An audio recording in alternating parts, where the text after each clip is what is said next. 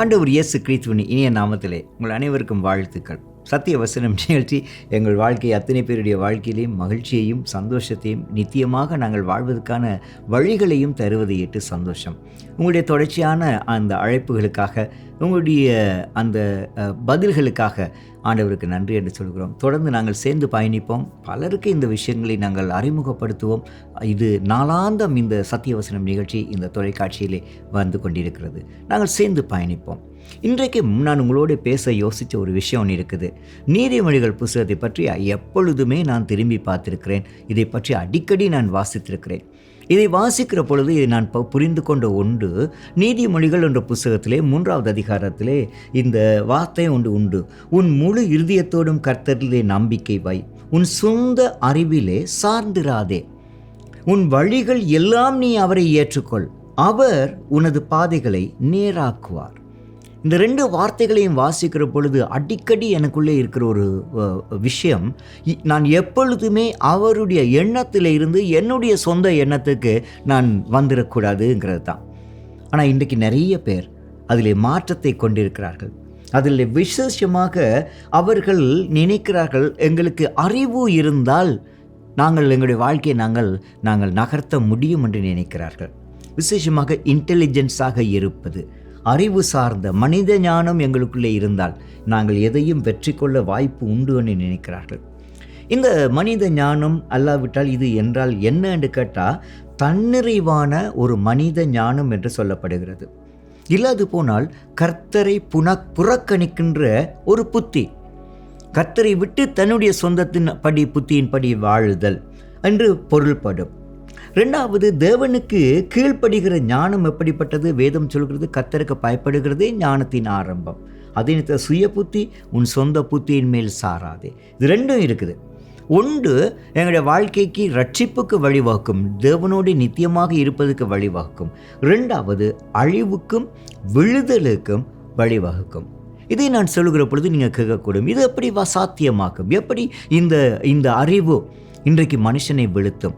இன்றைக்கு நீங்கள் சாதாரணமாகவே இந்த அறிவு மாத்திரம் கிடையாது பிரியமானவர்களே, இன்னும் ஒரு நுண்ணறிவோடே நாங்கள் வாழ பழக்கப்படுத்தி கொண்டிருக்கிறோம். அது ஆர்டிஃபிஷியல் இன்டெலிஜென்ஸ் என்று சொல்லப்படுகிற ஒரு விஷயம். இது என்ன? செயற்கையான நுண்ணறிவு. இந்த நுண்ணறிவு இன்றைக்கு எங்களில் நிறைய பேர் இது ஆளுகை செய்திருக்கிறது. அதனாலே எங்களுடைய சொந்த அறிவை கூட சில நேரத்தில் நாங்கள் ஒதுக்கி வைத்துவிட்டு இதிலே நாங்கள் தாங்கி நிற்க பார்க்குறோம். அதில் இருந்தால் கூட அது ஒரு ஆபத்தானது தான். ஏனென்றால் இது மனிதனுடைய ஞானத்தினாலே உருவாக்கப்பட்ட ஒரு விஷயம்.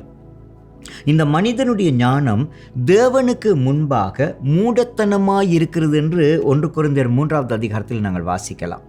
மனிதன் எவ்வளவு ஞானத்தை உருவாக்கி கொண்டாலும் தேவனுடைய பக்கத்தில் நிற்காத இந்த புத்தியோ ஞானமோ அது வெறுமையானது, அழிவுக்கு வழிவகுக்கும்.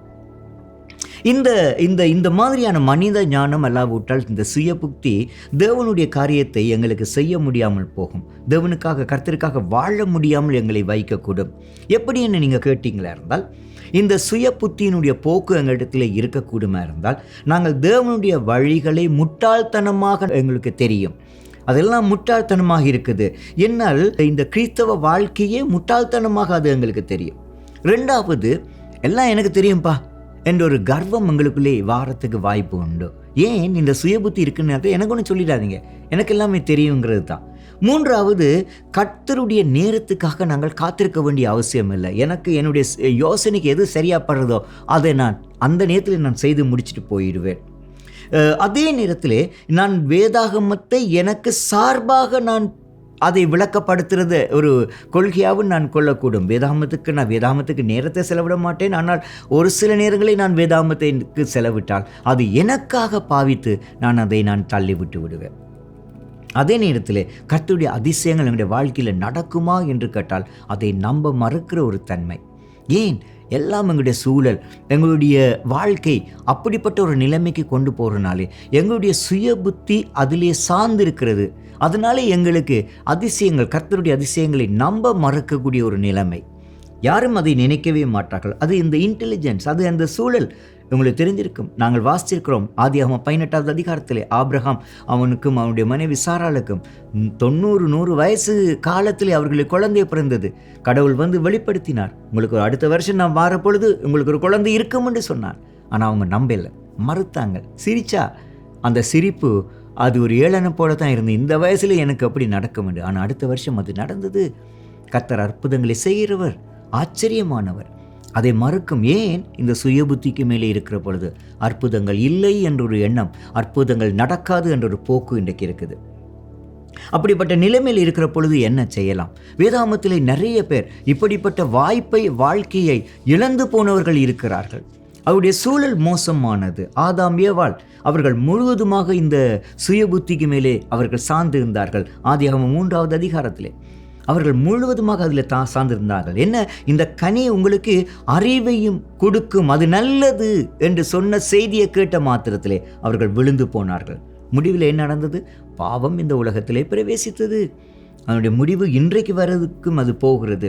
அதனாலே அது மோசமான இருந்தது. பார்வோன் என்று சொல்லப்படுகிற ஒருவர் இருந்தார். அவருடைய அரசாங்க காலத்திலே, அவருடைய காலத்திலே யாத்திராகமம் 5வது அதிகாரத்திலிருந்து 14 அதிகாரம் வரைக்கும் வாசிக்கிற பொழுது அவர் கர்த்தர் யார் என்ற கேள்வியை கேட்டார். ஏன்னா அவருடைய சுய புத்தியிலே அவர் உன்னதமான நிலைமையில் இருந்தது போல அவருடைய நினைத்தார். அவர் சொன்னார், நான் கடவுளுக்கு கீழ்ப்படிய வேண்டுமா? இதான் அவருடைய கேள்வி இருந்தது. அவர் கடவுளை நம்புவதை விட தன்னுடைய புத்தியையும் தன்னை சூழ்ந்திருக்கிற மந்திரவாதிகளையும் அவர் நம்பினாராம். முடிவு, அவரும் அவருடைய இராணுவமும் அவருடைய ராஜ்யமும் அந்த செங்கடலிலே முழுவதுமாக மூழ்கடிக்கப்பட்டது. மோசமானது. அது மட்டுமில்லை, சவுல் ராஜா அவர் சாமுவேல் வர்றதுக்கு தாமதமாகிற ஒரு சந்தர்ப்பம் ஒன்று இருந்தது. 1 சாமுவேல் 13வது அதிகாரத்திலே. அப்பொழுது அவரே புத்தியின்படி, தன்னுடைய புத்தியின்படி செயல்பட்டார். முடிவு, அந்த தீர்க்கதரிசி அவர் இடத்துல கேட்குறது நேரத்தில் அவருடைய வாழ்க்கையை முழுவதும், அவருடைய ராஜ்யம் அவரை விட்டு போன ஒரு நிலைமை. கர்த்தருக்கு கீழ்ப்படிய மறுத்தது, தன்னுடைய சுய புத்தியின் மேல் நடந்ததுனாலே தன்னுடைய ராஜ்யத்தை சவுல் இழந்து போனார். அதே நேரத்தில் அகித்தோப்பேல் என்று ஒருவர் இருக்கிறார். அவர் 2 சாமுவேல் புத்தகத்திலே அந்த ஆலோசனைகளை கேட்கிறதிலே அவர் மறுத்தார். மறுத்தது மட்டுமல்ல, தேவனை அறியாதபடிக்கு சுயஞானத்தினாலே நிரப்பின ஒரு வாழ்க்கையை வாழ்ந்தார். முடிவு, அவர் ஆலோசனையாலே புறக்கணிக்கப்பட்டு தூக்கிலே போடப்பட்ட ஒரு நிலைமையில் இருந்ததை நாங்கள் காணலாம். அது மாத்திரமா பிரியமானவர்களே, பரிசேயர்கள், சாத்தான் இவர்களுடைய முடிவெல்லாம் அந்த நிலைமைக்குத்தான் கொண்டு போயிற்று. இந்த சுய புத்தியின் மேலே சார்ந்திருக்கிறது. நான் உங்களை பார்த்து கேட்கக்கூடும் ஒரு கேள்வி, நானே நீங்களும் இன்றைக்கு இந்த சுய புத்தியின் மேலே அதிகமாக தங்கி இருக்கிறோமா? எத்தனையோ விஷயங்கள் நடக்கிறது எங்களை சுற்றி. எல்லாத்துக்கும் நாங்கள் எங்களுடைய சுய புத்தி தான் அவசியமானது, இதிலே மாத்திரம் நாங்கள் சார்ந்திருந்தால் வெற்றி கொள்ளக்கூடும் என்று தந்திரமாக நாங்கள் முயற்சிக்கக்கூடும். ஒரு சில நேரங்களிலே தற்காலிகமான வெற்றிகளையும் அது எங்களுக்கு தந்திருக்கக்கூடும். ஆனால் இறுதியிலே அதனுடைய முடிவு, வேதம் என்ன சொல்லுகிறது? ஒருவேளை இப்படிப்பட்ட சுய புத்தியின் மேலே நாங்கள் வாழக்கூடுமாக இருந்தால் வேதம் சொல்லுகிறது, நீ ஒரு சில விஷயங்களை கற்றுக்கொள், இதிலிருந்து வெற்றி கொள்ள உனக்கு ஒரு வழி உண்டு. வேதாகமம் சொல்கிறது எப்படி கையாளுவது, இதை கையாளுவது எப்படி? இந்த சுய புத்தியின் மேலே சார்ந்திருக்கிறது, இன்டெலிஜென்ஸ் என்று சொல்லப்படுகிறது. இது கட்டாயம் மனுஷனுக்கு தேவை என்று எல்லாரும் நாங்கள் நம்புகிறோம். ஆனால் இதை எப்படி வெற்றி கொள்ளலாம்? தாழ்மையோடைய கர்த்தரிடத்திலே சார்ந்து நிற்றல். எப்படி? யாக்கோபு 1வது அதிகாரம் 5வது வசனத்தை சொல்லுகிறது, ஞானமில்லாதவன் கர்த்தரிடத்திலே கடவன். ஏன்? கர்த்தரே ஞானத்தின் கடவுள். தேவனுடைய வார்த்தைகளினாலே தங்களுடைய வாழ்க்கையை மூடிக்கொள்வது. ஏன்? புத்தி நல்லது தான், ஆனால் தேவனுடைய ஞானம் தான் எனக்கும் உங்களுக்கும் ஒரு அளவுகோலாக இருக்கிறது எங்களுடைய வாழ்க்கையை நாங்கள் நடத்த. 3வது, என்னுடைய சுய புத்தியை நான் கடைசி வரைக்கும் பயன்படுத்தாது தேவனுடைய பக்கத்திலே சார்ந்திருந்து அவருடைய வார்த்தைக்கு ஏற்றபடி வாழுதல், தேவனுடைய நேரத்துக்காக காத்திருத்தல். என்னால் எல்லா விஷயமும் உடனே நடக்கும் என்றல்ல. ஏன்னா இன்றைக்கி இருக்கிற உலகத்தில் எல்லாமே அந்தந்த நேரத்திலே நடக்க வேண்டும் என்ற ஒரு எதிர்பார்ப்பு உண்டு. ஆனால் தேவனுடைய நேரத்துக்காக காத்திருத்தல், ஆவிக்குரிய ஆலோசனைகளை பெறுகிறது எங்களுக்கு இதை தப்ப வைத்துக் கொள்றதுக்கு ஒரு வாய்ப்பு உண்டு. இல்லாவிட்டால் என்னுடைய சிந்தனை, என்னுடைய யோசனை எனக்கு ஆறுதல் தரக்கூடிய செய்திகளை தரும், ஆனால் அதனுடைய முடிவு மரணம். வேதாகமத்தை வாசிக்கிற பொழுது அங்கே மோசே அவன் இருந்தான். அவன் சொன்னான், நான் என்னால் பேச முடியாது, நான் ஒரு திக்குவாயன் என்று சொன்னான். ஆண்டவர் அவருக்கு ஏற்ற ஒரு துணையை ஏற்படுத்தினார். அவன் தன்னிடத்தில் சொந்தத்தில் தங்கியிருந்தால் எனக்கு வேறு ஒருவரும் தேவையில்லை என்று சொல்லியிருக்கலாம். ஜோஷுவா அவர் சொன்னார், நான் எப்படி போராடுறது என்று பார்க்குற பொழுது தேவன் அவருக்கு ஏராளமான நபர்களை கொடுத்தார். அவர் போராடினார். ஒருவேளை அப்படிப்பட்ட நிலைமை இருந்தது. கிதியன் அவர் 300 பேரோடு அவர் போரிட முடியுமான்னு சொன்னார். ஆண்டவர் சொன்னார், நான் சொல்கிறதுபடி நீ செய்ப்பான்னு சொன்னார். அவன் வெற்றி கொண்டான். அதே நேரத்தில் ஷட்ராக், மேஷாக், ஆபேத்நேகோ அவர்கள் கர்த்தருக்கு பக்கத்திலே தெளிவாக இருந்தார்கள். தன்னுடைய சுய புத்தியை பயன்படுத்தி அந்த நேரத்தை வெற்றி கொள்ளவில்லை. அவர்கள் தங்களை முழுவதுமாக கர்த்தரிடத்திலே தாழ்த்தினார்கள். பவுல் என்ற மனுஷன் அவன் பின்பு சவுலாக அவன் பெயர் மாற்றம் கொண்டான். அவன் கர்த்தரிடத்திலே முழுவதுமாக தன்னை அர்ப்பணித்தான். காரணம், தன்னுடைய சொந்த புத்தி அபத்தமானது என்பதை கண்டு கொண்டதினாலே. இதை பார்த்து கொண்டிருக்கிற அன்பானவர்களே, ஒருவேளை நீங்கள் நினைத்திருக்கக்கூடும், இன்டெலிஜென்ஸ் என்பது நல்லது, இந்த சொந்த அறிவு திறன் என்பது நல்லது, அது எங்களுக்கு எண்ணத்தை கொண்டு வருகிறது. மனுஷனுடைய ஞானத்தை முதன்மைப்படுத்த தேவனுடைய ஞானத்தை நாங்கள் தள்ளிவிடுறதுக்கு எங்களை தள்ளும். ஒருவேளை அப்படிப்பட்ட சூழல் இருந்தால் அது மோசமானது. எங்கள் வாழ்க்கையை அது சீர்குலைக்கும். தேவனுடைய பக்கத்திலே நாங்கள் தங்கி நின்று அவர் சார்ந்த அறிவை பயன்படுத்துவோம். பெற்றுக்கொள்வோம்.